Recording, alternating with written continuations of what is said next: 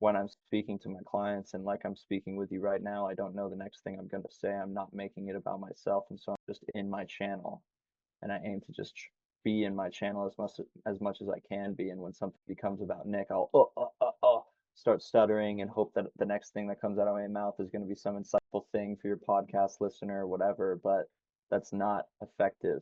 Doesn't work. What I teach and what I embody on a day-to-day basis is, who the fuck are you? Introduce yourself to yourself and really understand it at a deep level, and let go of the parts of yourself that you're ignorant to, that are slowing you down, that are not necessary, and live from a place that is 4D. You're the player playing the video game, you're not the character in the video game. And getting out of the mind and into the body is how you can become embodied and lead with embodiment. And so breath work for me has always been that way to make the unmanifest manifest, to make my... How do you describe the benefit of doing some form of breath work is? And it was like a one-liner. You will learn who you really are. And I grew up with Mother Nature being my God, and the mountains were my cathedrals, and the woods were my respite for peace. Attention and intention are the two superpowers of your consciousness. Intention is, I'm at A, how do I get to B? How I get from A to B, I don't exactly know, but I'm at A. My intention is to get to B. My attention is going to be fixed on the things in the present moment that will get me to point B. Cool. So I wanted to start with a tweet that you posted today that says, your success in any endeavor is directly proportional to the extent to which you recognize the presence of God within yourself. To me, that just I just opened your page and that hit so hard. So can you tell me more? Yeah, I said that to a client yesterday. It just came out of me. And I was like, oh, that was a bar. And that's a real big part of my philosophy in life and in peak performance, in health, happiness. All of that is just the recognition of your own inherent value and your own potential, and what's really true, what's really real on a day-to-day basis and in your life is what you need to recognize. Yeah. It seems to be an alternate perspective, or one that people haven't thought that deeply about. Would you agree? Yeah. Yeah, I mean, when people are like, I identify as God, they have a problem with that. I have a problem with the people that have a problem with that, because they haven't recognized that there is something within them that will never die. In my opinion, my decision, which is a belief, is that there's something within you that is never going to die. So are we all God? Sorry? So are we all God in a way? Yeah, I mean, God equals God. You can't really put a word behind that, in my opinion, that is more accurate than God equals God. It's not necessarily something for us mortals to comprehend fully. Just a decision, just a perspective of mine. Yeah. Incredible. So what are you doing in Austin? What caused you to go there? Well, I initially came down here to work for an oil and gas technology company, but that was, it was mission aligned, but it ended up not being aligned for a couple different reasons. And so I quit my job at the end of July and just went all in on the coaching business I had built the year prior. And it's been, now I can live in Austin, I can live wherever, but I really believe that a lot of interesting, free thinking individuals are here. A lot of conscious capitalism is going on. Everyone here is doing things for a reason bigger than themselves, and it's sort of a mecca if you want to be something that is, if you want to join this sort of like new leadership, new thought leadership in the world. It just feels like so many people here are embodying that, and I wanted to be a part of it, and that's why I'm here. Heck yeah. Where are you? Right now I'm in Colombia.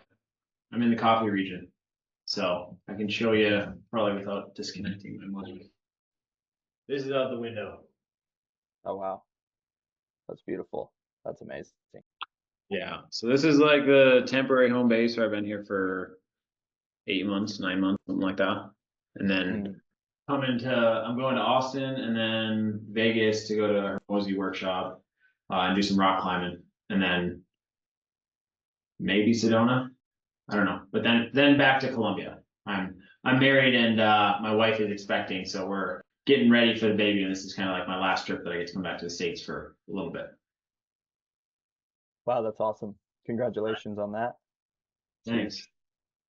That's really cool. Yeah. You said something really interesting when you're talking about like what you said to your clients or how you helped.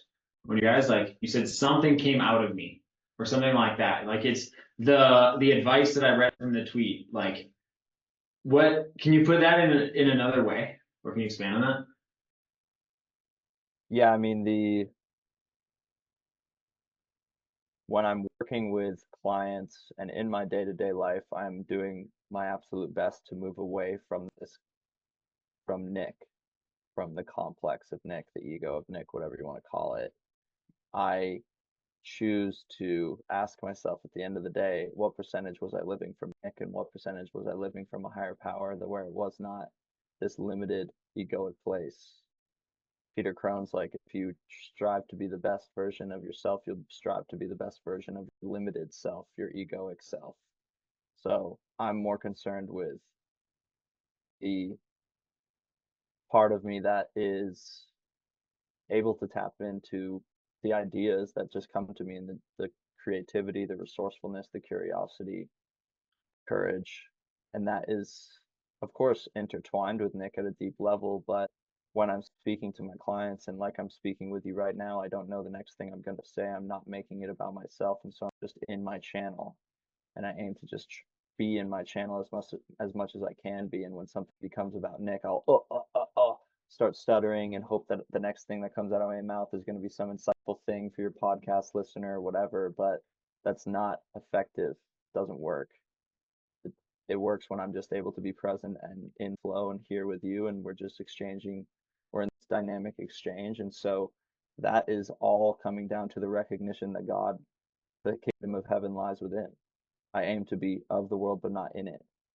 And that is the core of what I teach and what I embody on a day-to-day basis is who the fuck are you? Introduce yourself to yourself and really understand it at a deep level and let go of the parts of yourself that you're ignorant to, that are slowing you down, that are not necessary, and live from a place that is 4D. You're the player playing the video game, you're not the character in the video game. And that's where I try to tweet from. That's where I try to give advice from. And that's why that tweet was that it was just a quote from when I was talking to my client yesterday. And I believe that I'm much more effective. And then it's not about me. I don't have any fear around it. I don't need to fix you. I don't need to give you some insightful one-liner that's going to fix all your problems.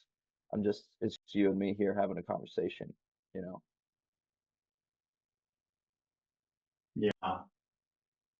The flow and tapping into it, just being, I think, right? So I've had experiences with breath work that like most recently breath of fire, where during the inhale, I like lose myself. And I'm like my ego really fights it too. And like is like worried about me passing out or falling over or something like that. Mm-hmm. So I'm curious what when you do breath work, what is it like is that the main tool that or a main tool that you're using? And what does like the is that where you find yourself fully disidentifying with yourself? Yeah, I mean, getting out of the mind and into the body is how you can become embodied and lead with embodiment. And so breath work for me has always been that way to make the unmanifest manifest, to make my conscious thought, I'm going to breathe the breath of fire now. And then you just start breathing the breath of fire and it just happens and you start going and then you lose yourself. And it's absolutely a way for you to change your state. And oftentimes our state is one of anxiety. We're in a beta wave brainwave state, and the getting out of the mind and into the body, out of the brain, into the heart, into the spirit, is, of course, it's intertwined with the breath because that's like the most intimate lever that we can pull in our bodies. That's the one thing that we can control that then can make all these uncontrollable things, heart rate, body temperature, uh, dilation of pupils, all that stuff becomes under in our domain. When we make the breath our domain, our inner world becomes whatever we want it to be. And that's why the mind becomes the manufacturer of your body, because through your conscious thought and willpower, you exert that into your body. And then suddenly, you're breathing automatically right now, but then consciously desired, willed myself to breathe deeper just now, got myself out of my mind and into my body a little bit more. And so losing yourself is scary because the ego doesn't want to lose itself. It's afraid of dying at the end of the day. And Wow. that's what it can feel like sometimes when you're doing breath work. Yeah. So it's interesting the fight, but then the amazing feeling afterwards. How do you describe, if you were to tell somebody like the benefit of doing some form of breath work is, and it was like a one-liner, like what would you say that is? You will learn who you really are. Mm. Deep. It's getting to the deepest part of you. It's the most intimate part of you. Yeah. My first experience with the breath was yoga, and it was just consciously moving, combining movements with breath, right? And then afterwards, we did, I don't know what it was exactly, but it was basically just really slow breath. I think like 6 seconds in, 6 seconds out, or maybe it was 8 or something like that. And afterwards, I was just on cloud nine, like came out of the class like high. So, what are you do? I heard you mention vortex breathing multiple times. Is that a style of breath or a technique, or what is it exactly? Yeah, I mean, it's a certain sequence that you can do that I believe is going to get to the physics of how the breath works in the body. And it's based on the Fibonacci sequence, the golden mean, the caduceus phi ratio, 1.618 ratio. And that is the same ratio that your DNA helixes are when you look down at them.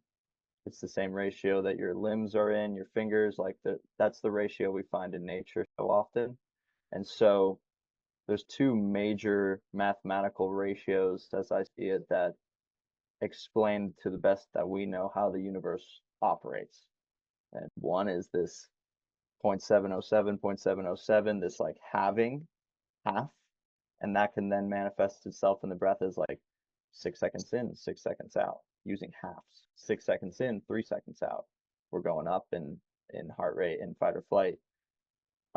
3 seconds in, 6 seconds out. We're going down in heart rate, rest and digest. For the vortex breath, it's a centering. It's an act of moving your energy to a precise point, concentration of your energy. And so when you breathe 21 in, 21 out, 13 in, 13 out, 8 in, 8 out, 5 in, 5 out, 3 in, 3 out, 2 in, 2 out, 1 in, 1 out, and you hold, you are vortexing and concentrating all of your energy onto a singular point of consciousness, whatever that may be. That could be your third eye, that could be your heart, that could be the sounds around you. And so it's one of these really powerful sequences to immediately center you into the present moment. And it's one of the, yeah, I mean, I attribute a lot of people have come to me just because of that breath work alone. Sort of this unique one that you can do a lot of really cool things with, and you can follow the ratio. You can break up the ratio in certain ways. You can vortex from 1 in, 1 out, all the way up to 55 in, 55 out. You can go 55 in, 55 out, all the way down the sequence to 1 in, 1 out, and hold your breath. You can go up and down throughout the whole meditation if you want. So there's a lot of different ways to do it. I deploy it with my athletes for them to use right before their competitions and then also right after, and then throughout the day, right after training, right before a meal, right before sleep, anything that can get your nervous system back into a powerful state not a primal state, is a winner in my book, and vortex is definitely one of the big winners. Okay. In general, in breathing, is it true that when you breathe out, that's causes more relaxation? There's more relaxation focus. When you breathe in, it's energizing.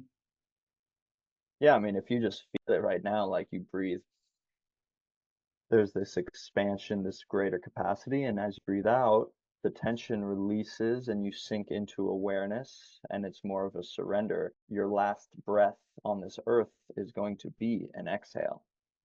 It's going to be a surrender and an acceptance. Um, and it's not going to be an inhale. If you're an inhale, that's that willpower, that's that life.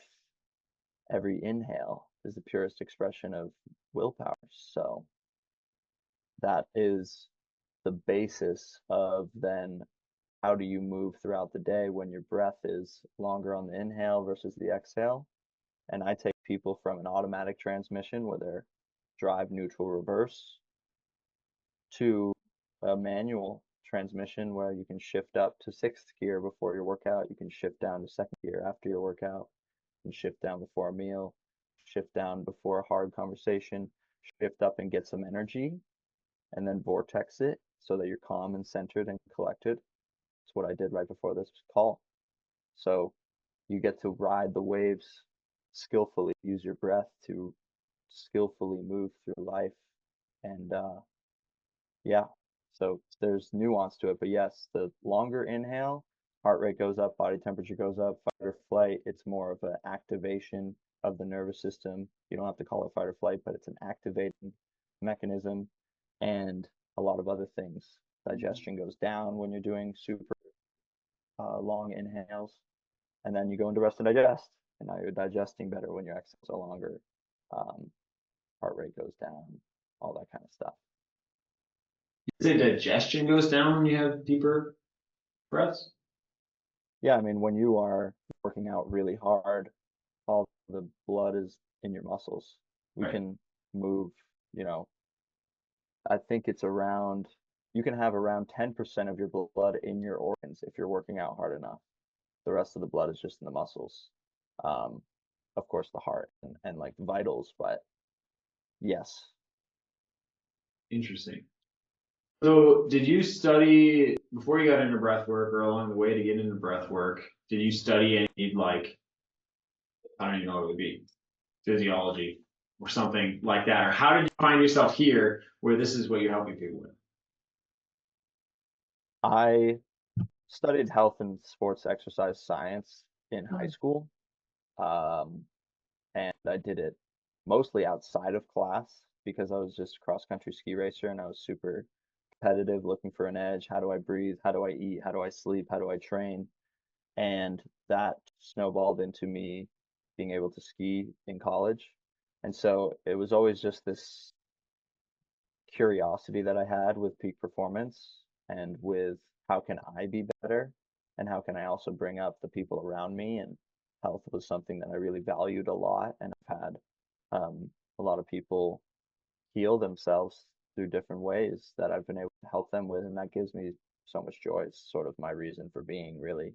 And that was the progression. So just having a sport be your centerpiece of life for half of your life more, um, that sort of just became a default, and these things became ingrained. And I learned a lot about periodization, peak performance, mentality, not as much about presence or embodiment or belief systems or subconscious reprogramming, not as much until I quit. Uh, I retired, I guess you could say. At the end of college, I was like, I'm not going to train another 4 years for the Olympics. Um, and so the breath, the reason why I teach people breath and the reason why I went down that rabbit hole was because in college I got injured and I couldn't walk for 10 months. Doctors didn't know what to do with me, was trying everything I possibly could. Saw another doctor 10 months into it, and he was like, your career's like over. You might walk again in a year. We don't really know what to do with you. You can't do surgery. You can't do this. Here's some painkillers. Like, figure it out. And I figured it out. And it's the fucking breath. And I pulled my rib out after that doctor's appointment, couldn't do anything really. So I just laid on my back in bed, breathing for 30 minutes to 3 hours every single day for 3 months to the point where I could walk again and then run again. About 6 months later, I was able to fully train again. I mean, there was my right leg to this day is still a little smaller than my left, something I'm working on, but I got to the point where it's like I can do this and I can do the things that I thought I wouldn't be able to do ever again. I can do the things that I love when I thought I wasn't going to be able to go for a hike with my friends in the woods. Um, that led me down the rabbit holes, and I just am self-taught, self-educated on all of this stuff. I've taken courses. I've spent probably 60K in coaches over the past 3 years, and that's all brought me to here. Um, and the breath is just this focal point for sure because it's everyone can do it. I can enact real change with someone remotely or in person, and it's intertwined with mind, body, and spirit. And so, yeah, it's a beautiful thing, and I'm really honored that I just get to be a conduit of this information to people. Why do you think people forgot in the first place the power of the breath? I think with a lot of good things in life, it gets co-opted by people that don't necessarily have the best interest in mind of the thing. I mean, you could take plant medicine, for example, like that's a super helpful thing, but a lot of people take it over, make it their identity, start evangelizing it to the point where it scares people away or makes people think that it's something that it's not. And that's Yeah. what's happened with breathwork. People think it's some woo-woo thing. People think it's some yogi thing. Yeah, I get it. I'm sure it's probably really powerful, but I don't understand it. So maybe later in life I'll try it out. And that's a huge mistake because life is one long breathing exercise. You don't know how to breathe, it's going to be tough. And how we breathe on a minute by minute, moment by moment basis is going to decide how long we live, how healthy we are, and how enjoyable it is to be in the body in the first place. Yeah. Something I always found very interesting is, you always think about food and like how many days you can last without food is what, 30 days or longer. Water is like 3 days. And so water is always like you have to have good drinking water. But breath is like what, 3 minutes? I mean, yeah, you can maybe train yourself to hold longer, but it's something that is so much more necessary to our body. And so why wouldn't it have more significance? And the fact that you can control, like you can access your autonomic nervous system is incredible. Yeah, yeah, that's real. It's proven that you can do it, and I only choose to believe in things that make me stronger. And so I don't need to read the studies. I have read the studies, but I don't need them to reaffirm the belief that you can heal most everything, at least to an extent. At least, at the very least, you can become your own medical establishment and have a great degree of control over any unforeseen circumstance in health or in life. You just get more control. It's one of the few things you can control. If you can control your breath really well, you can control the external. If we can control the internal, game of inside out, the more chaotic, crazy, unhinged the external is, the more tranquil, still, centered we should be within. And the mechanism for that is breathing. Do you have a silent meditation practice? Do I have one? Yeah, like do you have a meditation practice that's not consciously doing something with the breath? Yeah. Yep. What does that look like? I have a few different ones, inspired from Joe Dispenza and blessing of the energy centers type thing, but really what I do, the recent practice that I've had is just I will do my breath work and then I'll sit upright for 30 minutes and whatever happens happens and I'll just, it's hit training for the brain just to mentally clear the inbox, to sweat the thoughts out and just to relax and release from the tension whenever I can. And I'll make sure that I'm have a gentle smile the entire meditation. And if I lose my smile, I've lost my mindfulness. And I'll place my object. Certain days it'll be a wish of love for others, spiritual friend. I wish my may my grandfather be free from stress and suffering. And that's what the 30 minutes will be, me sending love to my grandfather. me sending love to my family, me sending love to someone who's going through it in their life, a client. And so that is one way. And then another way is just love for myself and gratitude, visualization of the things that I want in my life, being grateful for the little things that I have, and really sinking into the feeling of gratitude for those 30 minutes, to just being grateful and feeling happy for 30 minutes. And even if I'm not, I'm still smiling there, sitting at tension, upright, and just letting the thoughts come and go. And that's what people maybe get wrong about meditation. It's like I get the thoughts, and sometimes I'll engage with them, and then I'll release from them, relax out of them, and I'll just understand the contents of my mind, understand who am I living within here, and what is he saying to me today. And I can recognize that a lot of it's based on fear, some of it's based on love and faith. But when it's based on fear, I can like let it go because I recognize my truth, just like the the the amount that you recognize that God lies within you is proportional to the amount of success you'll have in the external.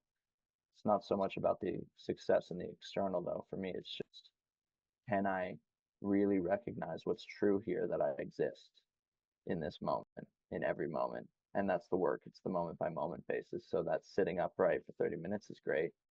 But then afterwards, throughout the day, how deeply can I sink into this knowingness and embodiment? Hmm, interesting. So we all know we have this 3D experience where we walk around in our bodies and do all this. What do you believe is going on beyond that? Right? Like, is there a dimension where something is more, or is there a spiritual dimension or an energy dimension underneath or on top of or in addition to what we talk about, we can sense and see? Yeah, I mean, we can only see 0.0035% of the electromagnetic spectrum. So you and I are connected right now. Everything's connected. The division between you and the computer, the division between you and whatever is in your surroundings right now is made up. It's not true. And so I truly believe that there is a universal provision that connects all things. And that is why I try to bridge the gap between science and spirituality, the science aspect being largely based on light, water, electromagnetism. You're walking around as a water crystal, basically, electromagnetically, and we're all connected. And so we should recognize that. And beyond the like, to anthropomorphize that universal provision works for people. If it's Jesus Christ for people, that's great. Um, I don't personally subscribe to any one religion, but I choose to take as much wisdom that resonates in my heart as possible from those different teachings. And when I believe that something is written in the true word of God, then I will believe it, and I will integrate that. But I'm not going to get over my skis here and pretend that I'm something that I'm not, and believing that I know exactly what's true here. God equals God. That's the best I can do. The universal provision is the universal provision. That's the best I can do at this point in my life. I haven't had some ayahuasca journey, and even if I did, I would still be skeptical. Be like, well, what's beyond even that? What is the truth beyond that? And so, what's true is what works for me, and what works and what's true is electromagnetism, and combining that with a real close relationship with God, my own relationship with God, that I choose to walk with God every day, and I choose to always ask myself, what would God want me to do or say or believe in this instant? And I believe that it's all the positive attributes Mm. that we see in daily life, and it's also the negative. It's the positive and the negative. Truth lies in the middle between the extremes. Peak performance lies between rage and serenity, as one of my coaches has said. And so, or I think that's an Avengers quote. But yeah, I mean, I'm not going to sit here and tell you I know it. I don't have it figured out. But what I do have figured out is that beliefs are just decisions. And if I choose to believe in things that make me stronger, closer to love, closer to God, closer to my embodiment and my truth, then I'm living in a way that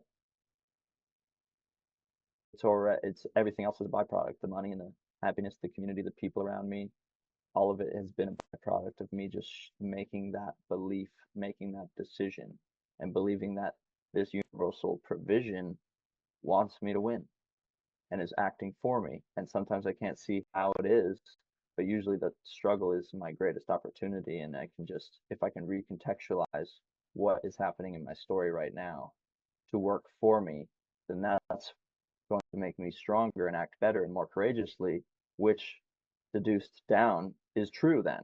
It must be true. Yeah, it really resonates. So this is a less common knowledge, or I would say less common beliefs. So I'm curious, like it's not taught in school. Where did you discover these principles in information? I mean, I've been to church 3 times in my life. I I would say that a lot of this is just me deducing down from first principles what I believe from all the information everywhere. The books I've read, the people I've talked to, the videos I've watched, the things I've seen on Twitter, like all of it kind of has culminated to now this world philosophy and this paradigm that I operate in. And so I can't point to any one. I would say that it started with just my dad, who's like philosophy is just like be a fucking good person. Just be a good person. And that is such an underrated and really powerful operating system to have. And from that, everything else stemmed. I grew up with Mother Nature being my God, and the mountains were my cathedrals, and the woods were my respite for peace. And uh, and that was the beginning. And so all of this beauty is a direct line to the divine. Well, what's more beautiful than, a beautiful woman or a beautiful waterfall or piece of scenery or being immersed in nature? I don't believe that there's much, for me that's really makes it so real how beautiful it is and how there is something going on here. I can't pinpoint it, and I don't even necessarily need to understand it in order to enjoy it and in order for it to work for me. Incredible. Um, I found a note that I wrote back in 2018 when I was studying NLP, and I should pull it up because I want to make sure it's accurate here. But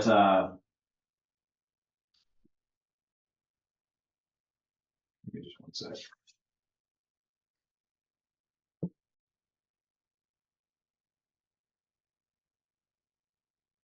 Oh, I had it on the tip of my tongue and now it's okay. Nobody taught us the difference between thinking and remembering, and thinking is deliberate. So I'm curious, like what your experience has been with the power of thought, because you said something really interesting was beliefs are decisions. So I'd love to hear more about that. Hmm. Yeah, well, beliefs are decisions that come from conscious thinking Mm-hmm. slash writing slash experiencing. Thoughts, I like to think of it as thoughts versus thinking. Thoughts are the intrusive, negative, automatic, usually redundant thoughts of the egoic mind that is scared not being good enough. And instead of engaging with the thoughts, and you could call them demons, whatever, I just choose to let them go. And then I choose to attach my consciousness to lines of thinking to get to a conclusion. That conclusion should be usually a decision. And that could be a small decision of like, I'm not going to eat today. That's the conclusion I came to this morning. Another conclusion could be, I believe in a higher power after the conscious thinking that I've done to get to that point. So I think that, attention and intention are the two superpowers of your consciousness. Intention is I'm at A, how do I get to B? How I get from A to B, I don't exactly know, but I'm at A. My intention is to get to B. My attention is going to be fixed on the things in the present moment that will get me to point B. And point B could just be, I want to believe in myself more. What is God? What is peak performance? How do I understand what my girlfriend just said to me? Or whatever. There's those two superpowers of your consciousness, and when you apply your attention to thinking, my attention is now on the thoughts, and my intention is to either let go of the fearful thoughts, or it's to expand and allow for a greater capacity of thoughts based on faith, that I believe those thoughts based on faith are going to lead me to point B. They're going to fulfill my intention if I attach my attention to them. Incredible. So Yeah. I think you were on Gabe's podcast. You know Gabe, right? Yeah, he was the first podcast I ever did. Nice. I think that's where I first came across your name. I was working with him, and he taught me something very interesting. He's like, saying that uh, belief is a technology, and doubt prevents belief technology from working.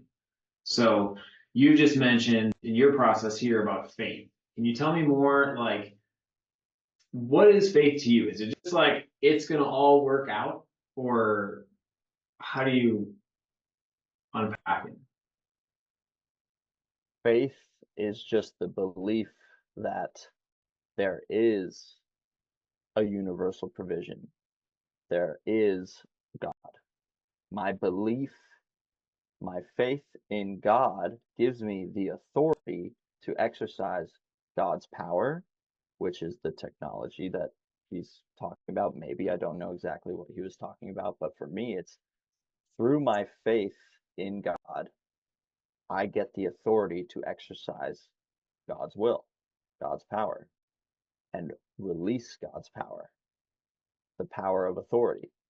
And so you only get authority through that faith. That's how the churches gain so much power, is the faith that they gave or imbued into the people. So faith for me is, I believe there's God. I believe there's something greater here going on. And I also believe that God is within me. And that is why I'm able to release God's power and use the power of authority. And so through my faith, I now become a co-creator in my life. And my co-creation is now I have that degree of control in any given set of circumstances to act courageously. 200 energetic log, courage. That's the most important fucking line on that map, in my opinion, because everything below it is fear, everything is some flavor of fear, and everything above it is some flavor of faith in something higher, a greater power. So my faith is just simply, there is something greater here going on. That thing that is greater than me also resides within me, which gives me the power to co-create my life and be courageous in any given set of circumstances. But it all starts from the awareness that that God is within me. Yes.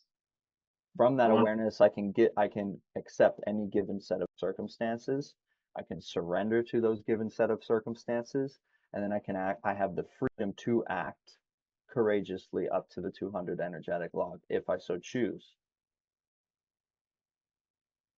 yes. Okay. Now, I'm glad you brought this up because I was going to ask you. Obviously, you have. Is this the map that you resonate with the most, or have you seen different representations? I mean, I resonate with it. I don't think it's God by any Yeah, yeah, means, yeah. It's a but map, exactly. Like a map is again, not territory. yeah, what's true is what works, and this thing works. It's worked for, So yeah, go ahead. courage, you said courage is the most important one, and you named it at 200. So do you like feel called to help people get above courage? Yeah, absolutely, 100%. But to get them above courage, you have to get them to that inflection point. You have to have the courage to amidst shame, guilt, apathy, grief, fear, desire, anger, pride, you have to have the courage to want to ascend, to want to know God, to want to feel and understand and recognize God within you, or the universe, or the higher power. And so a lot of what I coach is, first and foremost, you have to relax out of all of the thoughts and the tension that's keeping you below 200. I mean, yeah, And you release with breathwork or with journaling? yeah, absolutely. I mean, if you inhale, you feel the feeling of apathy, fear, guilt, pride, shame. You feel the feeling on the inhale. You release. Exhale is the purest expression of acceptance. From this place of acceptance, I now have the power to be courageous and leapfrog out of those lower states. And from that place of courage, these other things can blossom up to enlightenment. Incredible. What it sounds like you are really good at gathering information from multiple sources and making your own conclusion instead of just trusting what the science tells you or whatever, right? So what have you studied on that's like Eastern kind of stuff? Like obviously you have a big Christian background, or that's what it seems like when I'm interpreting. But like some of the Eastern yogi stuff, what have you discovered, or have you discovered anything along those lines? Yeah, I mean, I've read parts of the Gita, read parts of the Mahabharata. I've also read Autobiography of a Yogi. It's probably my favorite book. Really? And yeah, it was Steve Jobs' favorite book. It's an absolute banger. People are so concerned with these little trials and tribulations in their life, but they fail to recognize that there are monks out here fucking levitating and shit. And I choose to believe that that is true because that gives me power and that gives me faith. So that gives me faith, which gives me power. So yeah, the Eastern way, and additionally, like Hinduism, I believe is very based because I do believe that there's part of you that will never die. And so I don't know exactly, of course, but I believe that you'll die from this this name and this face and this vehicle, this flesh vehicle is just a garment and it's gonna ultimately, perish. But I choose to believe that there's something within me, something unique within me that is always going to exist, that is infinite. And that's a core component to Hinduism and um, reincarnation and that kind of thing. Autobiography of a Yogi talks about that, and I think that that's also a bit more empowering of a philosophy and ideology. So you're given this empowering idea of maybe I don't have to be so scared of death, and perhaps dying is not a bad thing, and through that you can live more closely to death because you're not afraid of it, and the closer you live to death, the more authentically you can live. And so those are some rabbit holes I've gone down. Incredible. Okay. It seems to me like there's universal principles, right? And like the older the problem, the older the solution, right? So it's like there's all these. It, you're basically, you didn't directly say it, but you're basically saying like a lot of the modern medicine can be replaced. There's no profit model, but can be replaced with breathwork, with being. Would you agree? Yep. Yep. So do you consciously heal yourself then when you're breathing? Like do you direct blood flow in a certain place or anything like that? Yeah. So, there's the medical establishment has its place, and it's definitely very important. Now, the incentives are all messed up. The You just follow the money and you recognize that there's something very wrong because we've never been more sick, and yet the top three industries per GDP in America are healthcare related. So, or three of the top five are healthcare related. So there's a miss there somewhere. And so for me, I'm not so concerned with what people think, but I know what I think, and I know that I can move energy in my body.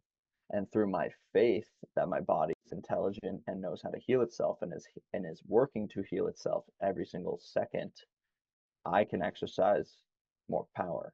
And so it's also proven that you can move energy consciously within your body. I mean, there's there's clear examples of someone moving the energy into the left hand of the body, moving their energy into the right hand of the body. If I was to have you sit here and feel the left side of your brain only, and then feel the right side of the brain only, and then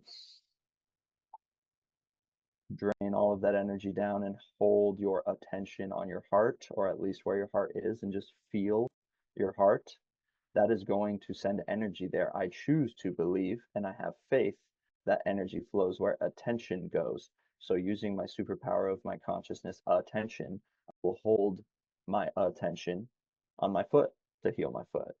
My intention is A to B. A, I'm injured. B, I want to be healthy. My attention is going to be at my foot, and I'm going to use my breath and use my mind to just send the energy there. And my body's intelligent enough to know, because mind, body, and spirit's not separate, that your body's going to be like, oh, I see what Jeff's trying to do. He's trying to send energy to his heart. Well, let's just do that then.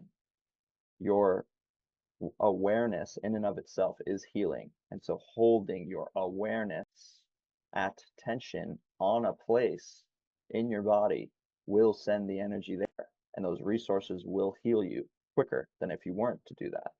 And when you understand the breath, you understand, and you have unlimited energy, and you can move unlimited energy wherever you want in the body for your desired intention. Incredible. I can tell you're very intentional about your words. Like you pick your words very wisely and carefully. I had an ex I had an experience or climbing El Capitan. My hand looked like this afterwards, like a huge rock climbing thing.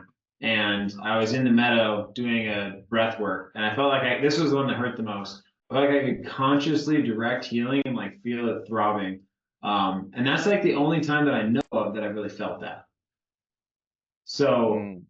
um, based what you're telling me is you have faith and you believe, and from your experience, you can just heal any area. Like you have a paper cut and you could send more energy there to, would it be to heal it faster, or would it be to just aid in the healing of it? Yeah, so it's going to heal it faster. I mean, I healed my bones in 5 weeks when the doctor said that it'd be 12 weeks in surgery. I healed a concussion that I got from breath work, concussed myself doing breath work, got concussed, and then healed that concussion with breath work. And I also healed my foot. And now I'm healing my clients left and right. And so it's this faith, of course, but if you want to bridge the spirituality with the science, when your hand got crushed and was throbbing, that's because the voltage of your cells was higher. The voltage of your cells is what's going to move and create that cellular energy to heal. That's why inflammation, it gets puffy. Inflammation is just higher voltage there. You get a paper cut, that area immediately increases in voltage because the body knows send energy there. We need to heal it. And so through greater voltage comes greater healing. Your cells create more ATP, ADP. It's like turning your cells from a 38 mile per gallon tank to a 48 mile per gallon tank. You increase the amount of energy there, which all health is cellular health. At the end of the day, your nervous system's 8 months old, your gut is 3 weeks old, you're constantly wearing out your body, and your body is constantly regenerating through cellular division. Cellular division is driven by voltage. You're an electromagnetic being. The more voltage you have, the better your cells divide, the healthier you are, and the better you are at regenerating, which is why grounding's so important, which is why sunlight's so important, good water's so important, healthy food is so important, but also we are swimming through a sea of electrons right now. You can't see them because we can only see 0.0035% of the electromagnetic field spectrum. And so with every inhale, you breathe in hundreds of thousands of electrons.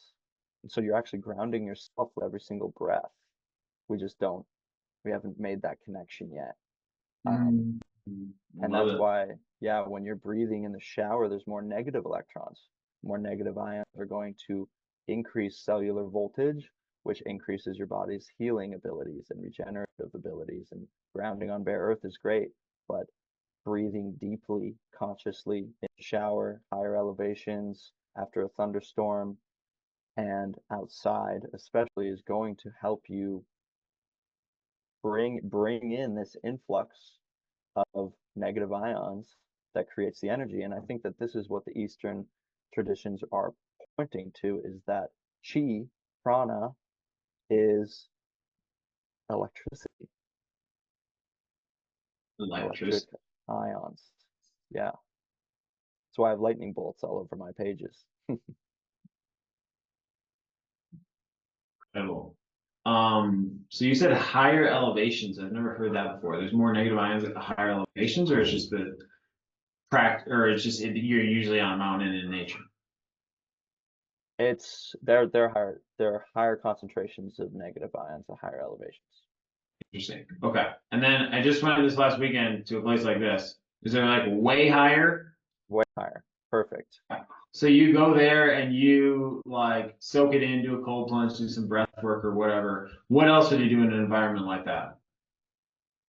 I would do some, I mean, I do love moving my body. So yeah, I mean, cold plunge, breath work, meditation, that sounds right up my alley. I'd also do some Tai Chi, some Qi Gong, some yoga, some burpees, some push-ups to failure, uh, eat some good food maybe. I have, I'm not a huge plant medicine guy. I haven't done anything extreme. I've had a couple psilocybin trips that have been hugely impactful for me, but I'm not going to use that as a crutch, and I'm not going to make that my identity because I'm all about giving people power, and I think that the naked man, naked woman is the strongest. You don't need a supplement. You don't need the plant medicine. You don't need the little fucking microdose of psilocybin every single day to feel good. All you need is to breathe it in and to align yourself with nature and align yourself with your truth. And that's what based means, in my opinion. That's what I'm trying to define based as in real time now. Who knows what's going to happen? I don't really care. But based means in the direction of truth, based on bare earth, based on Mother Earth, grounded in nature. Nature is truth to me, but also grounded within yourself and knowing of yourself. That's what it means to be based. I like it. Qi Gong. I believe I've practiced it once. It's like a way to manipulate your energy. It's kind of like a standing, moving meditation slash yoga, right? Yeah. Yep. Okay. And what is it? Is it like release things, or what is it like? If you described it more, like what does it do for you? I would say that it gets me in touch with the subtle energies and the subtle energetic field that I'm in, the subtle energy that I am able to manipulate, which is that electromagnetic feeling and that feeling of you get your hands really close to yourself to each other and you just start to feel how they're kind of connected to each other and you feel the subtle energy and getting sensitized to the subtle energy is going to allow you to manipulate the energy for your intention, whatever your goal is. Incredible. But it's a fun thing to do. It's like it's a good practice. I love learning it and relaxes me, makes me feel good. It helps me also move dense energy that is not really serving me in my system to release and to dissolve. Yeah. I had the first, I guess, and the only time, unless it was added as part of yoga, that I did Qigong was in Sedona, and I like cried afterwards. had some kind of release. No idea what from. And I was like, well, this is powerful stuff. Um, Mhm. so I don't know if that's a combination of all the other incredible things that happened in Sedona. But Mm. if you were to, like, if somebody was like, I'm in panic mode, and you were to give them like this is like, do this in 60 seconds or less to just like completely change your state. Do you have a go-to for that? Yes, the triple physiological sigh. I don't know. I'll coin it if no one's coining it, but you breathe all the way in, and then you breathe in once more, and then you breathe in once more, and then you breathe in once more.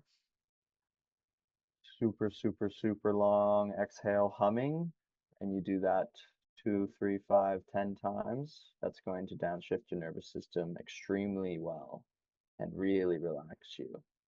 And if someone was in panic mode, I'd also have them do, box breathing's great. Um, that's huge. I'm a big fan of breathe as little as possible. So often we're panicked.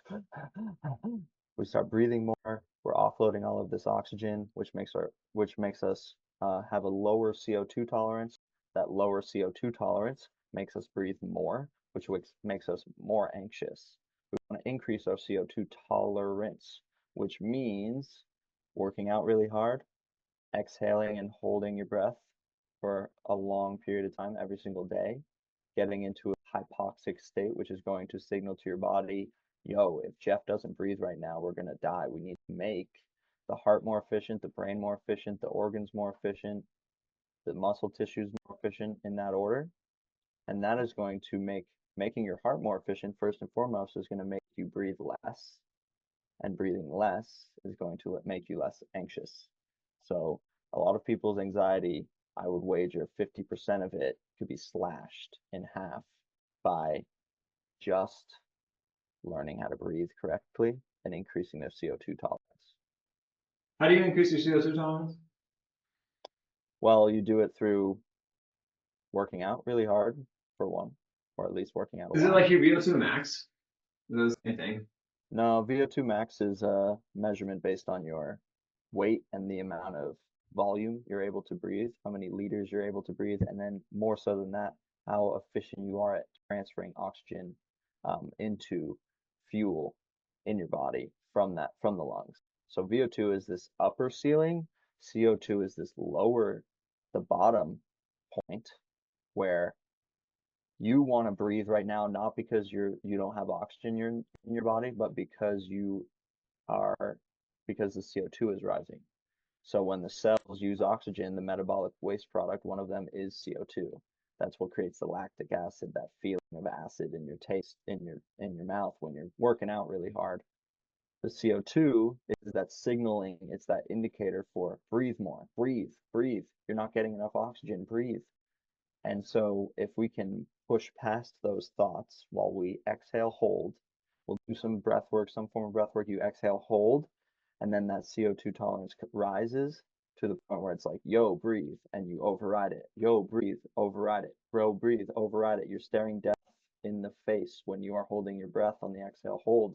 You are teaching your body that you're in control. You're doing the mental override, and you are saying, no, you're safe. You don't have to breathe. I'm in control here. I know what I'm doing, and I refuse to continue to react to the world. I'm simply going to respond. And my response to the fearful thoughts that I want to get out of it is just letting it go and not listening to it. And so holding your breath for about as long as you can and then a little longer every day is going to increase that CO2 tolerance, but more so it's going to increase your heart health and your brain health, your entire system's health. That's what releases growth hormone for healing. So it's not just moving energy in the body, it's I know how to release stem cells from my bones. I know how to release growth hormone, EPO, VEGF, and use that energy as a fire hose. I know how to release the adrenaline and norepinephrine in my body and brain so that I can tap into the strength that a mom has when her son is pinned under a car and she lifts the car off her son. I know how to do that. And that's what I teach because that is the power that we have within us. And that goes back to the tweet that I wrote this morning. Recognize that power is here and within you, and you go down that rabbit hole and you figure out how to do it yourself, then you do walk through your life feeling like you're a medical establishment, your own medical establishment. You feel invincible to a great degree. Yes. Incredible. Do you have a call right now? Or just I do actually, but we can, you can be a little late. No problem. No problem. cool. Yeah. So I think that a lot more people are discovering the breath, right? There's some, like, when I first messaged you, like, I thought Wim Hof was the funnel. And you said consistency in any modality is the Hmm. funnel, which I thought was really interesting. So when I was like probably performing the best, I was doing consistent Wim Hof. I felt like I could, like when I was running up a mountain, I felt like I could consciously, like I was pushing myself as hard as I could. And then I felt I could consciously, like just with my breath, like slow my heart rate down. So that way I was Mm. not pushing it too far and I could manage to like keep in the zone where I wasn't going to overextend myself. So it's incredible. Mm. Looks Wow. like you got your attention on that other call. You want to wrap this and then we can maybe do another one some other time?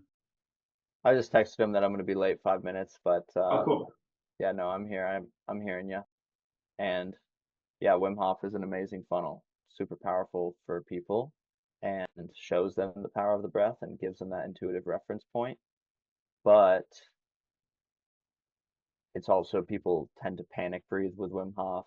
People tend to go into more fight or flight throughout the day, have too much charge in their nervous system, and so I think that really breath work is something that should be tailored per nervous system. Like, where's your nervous system at? What does your day-to-day look like? What's the trauma you have stored in your fascia and the muscle tissues? Like, what are we dealing with here? And then from that point, we can calibrate, all right, which one is going to give you the best bang for your buck? Because we want to be staying within the window of tolerance. We don't want to be in hypo or hyper arousal. We want to be within that golden window, just like with periodization and training. 100%. This stuff's incredible. You're in Austin, right? Yes, sir. Yeah. Is there a good sauna cold plunge place you can recommend? Yeah, there's a place called Squatch, which is really great. I think that they have a pretty reasonable like drop-in fee. They have a good cold plunge, sauna, gym, podcast booth right next door. Really good community. The Incredible. Collective gym in Austin as well. But that's a bit pricey. Sapien Center has a cold plunge sauna deal. And yeah, and then you can also just jump into the river. Nice. Yeah. Yeah. I'll be When will there. you come? 20th. I'm going for a retreat. I don't know if you know Jack Moses and Cameron Hogan. Oh yeah, you're gonna be there? Yeah. Oh, nice. Nice. I might be going. I don't know. But my brother's going. Cool. I saw Yeah. another screening. I was wondering if you guys were related. Yeah. What's his name? Nick? Jack. Jack, you're Nick. Duh. Yep. Um, cool. Yeah, man. Well, anything else come up? Anything else you want to talk about before you have to jump to that next call?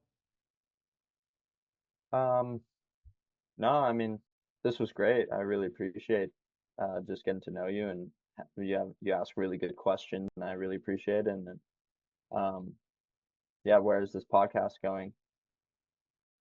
I don't know yet. I'm calling it the reality creators and studying some of these lesser known concepts. And then in general, what I'm building is like an education business. Right now it's around beliefs and specifically for sales guys. So that's what Mm, I'm doing. I would like to hold in-person events like retreats as well, or like breath work, or like there seems to be a developing community of people who have similar beliefs, who care about their health and care about their spirit and think that there's something more going on than what we've initially been taught. And so yeah, seems like I want to be a part of that. I'm probably gonna end up living in Austin long oh, term. nice. Rad.